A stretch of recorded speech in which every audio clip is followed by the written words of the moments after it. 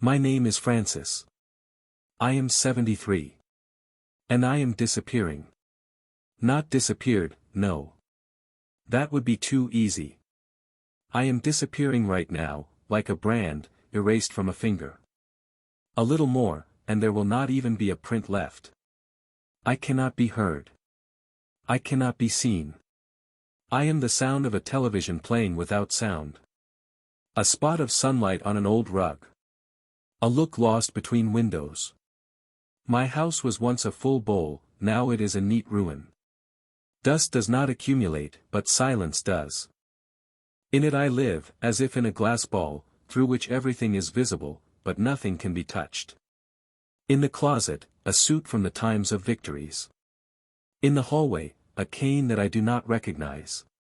In my heart, something else. Something that has not yet died. In the shops they bypass me, as if I were a shadow between the shelves. The girl at the checkout says, "Thank you," without looking.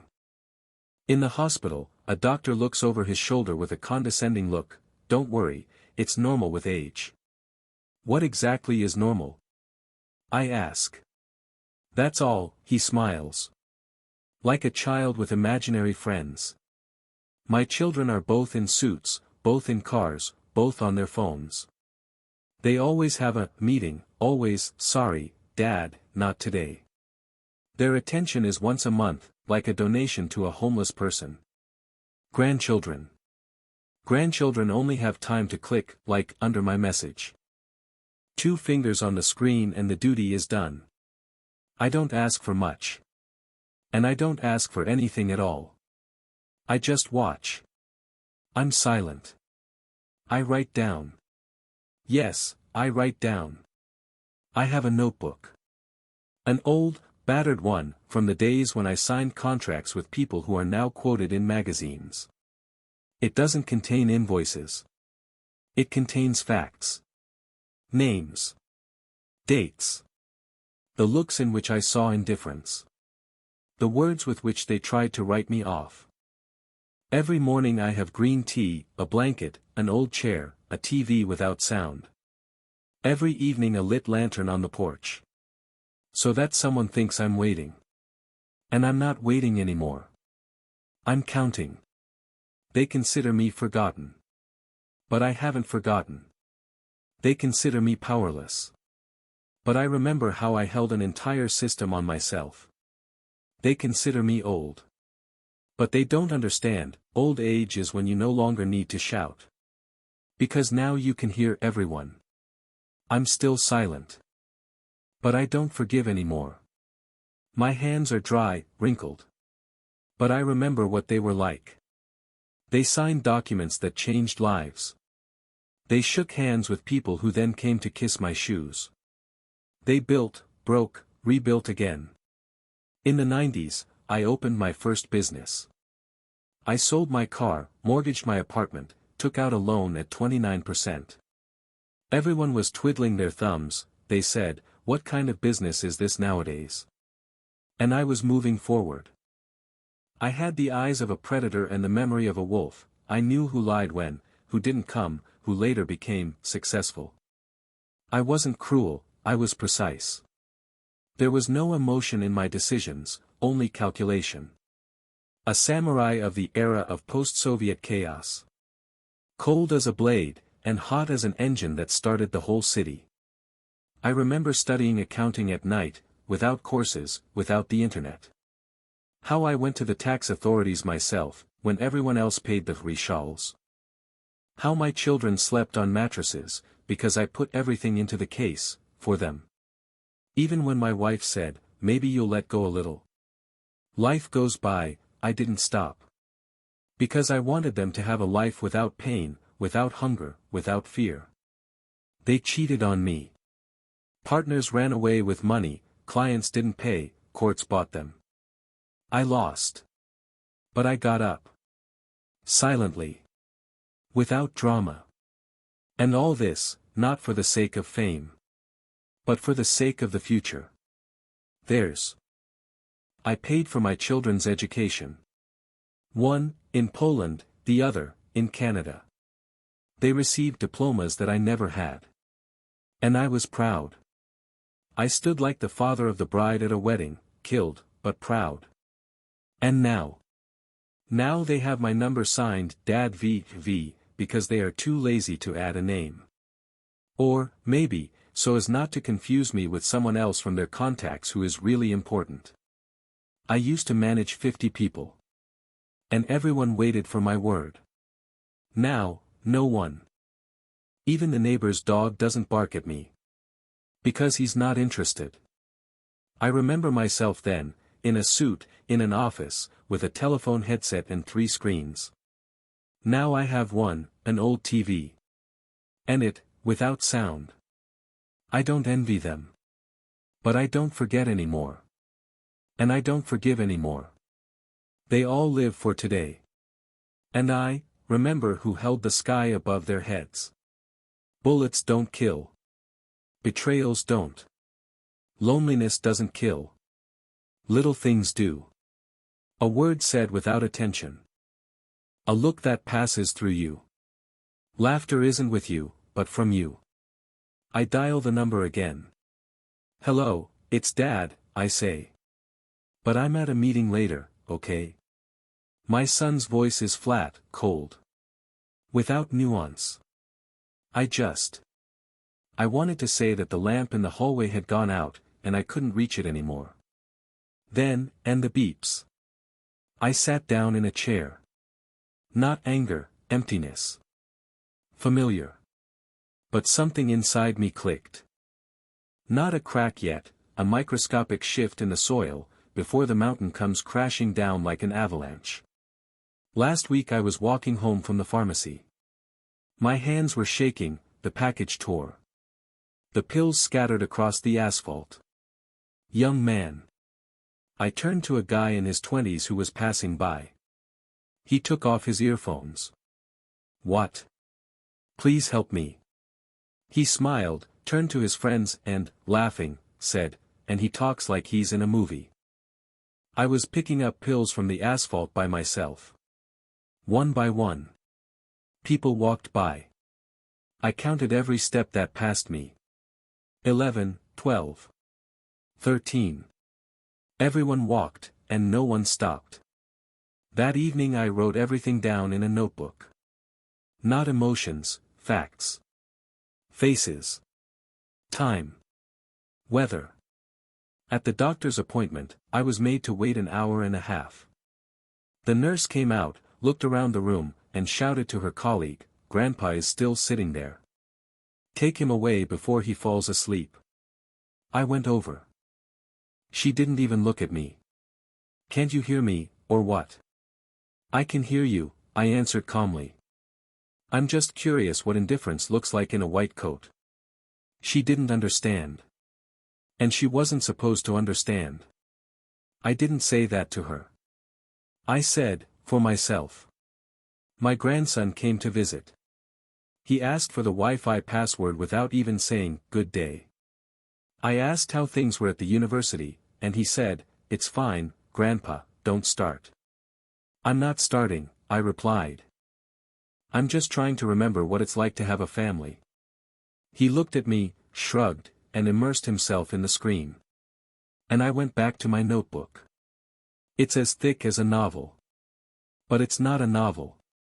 It's an evidence base. I'm still considered old. They consider me a background. And I've just learned to watch silently. And to write down. And to make a plan. Because in every little thing there's a drop of gasoline. And I can already feel the match in my sleeve. I fell. On the wet asphalt, next to the supermarket. Packages flew, canned goods rolled along the road, a bottle of kefir broke. People around me laughed, whispered, one even took out his phone and filmed something. "The old man, no one needs him," a woman whispered as she passed by. And at that moment I didn't burst into tears. I smiled. Inside, something clicked. Like a lock that had been waiting for a key for years. But it wasn't anger. It wasn't resentment. It was complete, surgical clarity. I got up on my own. Slowly, unhurriedly. I collected the packages. I looked at the faces that were looking away. And I remembered. At home, I took off my jacket, sat in a chair, made tea. But the taste was different. Metallic.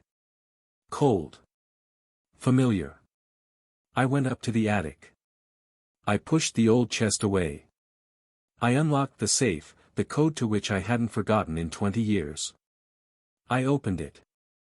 Inside was an old push-button phone, a charger for it, another notebook, and several hard drives.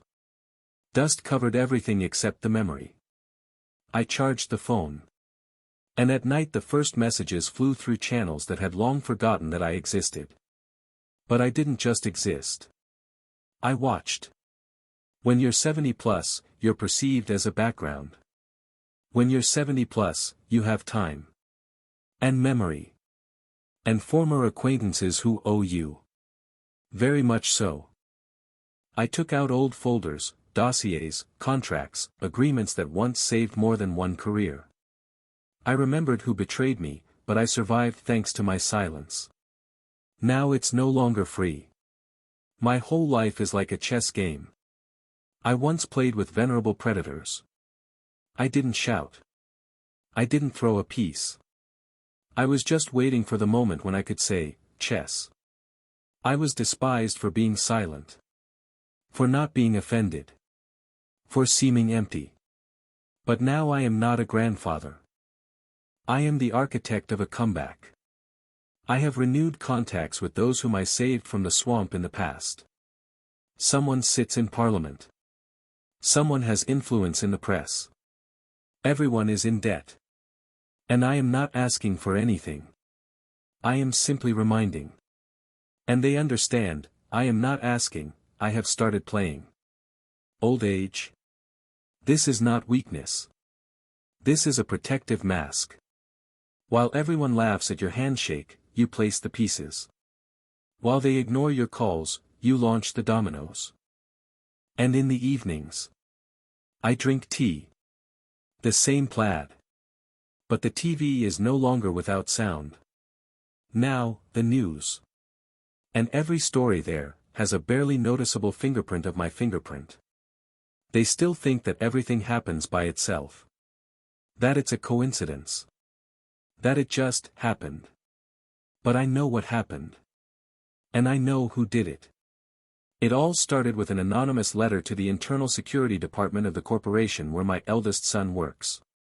The signature is Voice of the Past. Inside is an excerpt from a correspondence where he agreed to optimize the staff through fictitious layoffs. Letters that he himself once asked me not to keep. I kept them. Because I knew that he would forget who he was. And I'll remind him.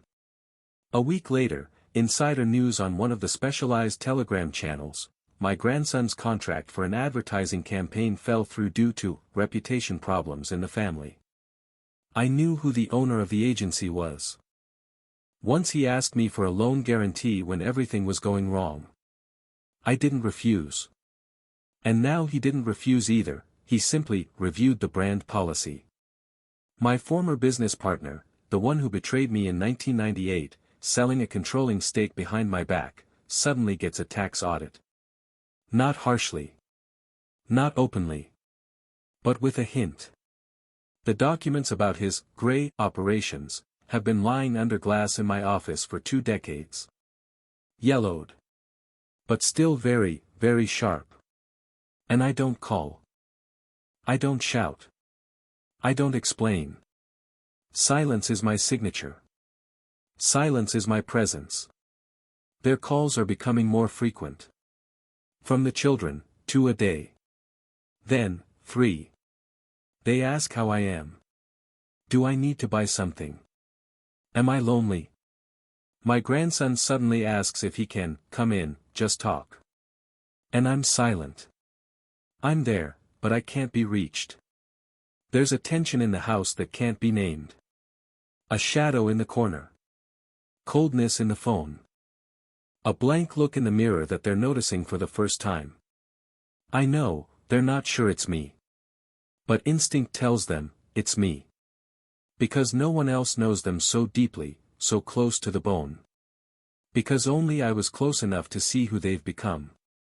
And now, I'm making them see themselves. I didn't break them. I was just removing the masks. And here they are, everyone. Family. Colleagues. Former friends. They walk past me, but they no longer despise me. Now, they smile awkwardly. Because they feel that something has changed. That the one who was silent is now watching. And his silence is more terrifying than any words. There is an unusual silence in my house. Not empty, but filled. It's as if the air here has become heavier. And every sound is deeper. I am sitting in a chair. My blanket, tea, notebook are all in place. But I am no longer the same person I was before. There is a knock on the door. At first timidly. Then persistently. I don't answer. The curtain doesn't open. The light doesn't turn on. I just am. And that's enough. Everyone has gathered in the living room. Children. Grandchildren. Even the daughter-in-law, who always avoided my gaze. They are silent. Because they don't know where to start. Because they understand, there will be no more forgiveness here. Because for the first time in years, they are not in control of the situation. They want to say something like, "We were wrong." But the words get stuck in their throats. Because they are not ashamed, they are scared. For the first time. I look at them. Not angrily. Not spitefully. Just, I look. And this look pierces deeper than a scream. Because it contains the whole story they tried to forget. The son stands aside. His back is straight, but his eyes are down. He remembers how he once feared losing my approval. Now he is afraid of my silence. The grandson finally does not hide his face behind the screen. His gaze is direct. For the first time in his life. Maybe right now he sees in me not my grandfather, but the person I have always been. I say nothing. And I will not say it. Because the truth does not need to be voiced. It is like a blade in the dark, it flashes once, but leaves a mark forever. When they leave, I return to my diary. I sit down. I open the last page. I write slowly, legibly, with ink that smells of the past. Old age is not the end. It is a tower from which everyone can be seen. This is a stage when silence is heavier than words. I did not forgive. But I did not hate either. I simply reminded. To those who forgot, who held the sky above their heads. I close the notebook. And I look out the window. The city is alive. People are running. And I am no longer a shadow. I am a reminder.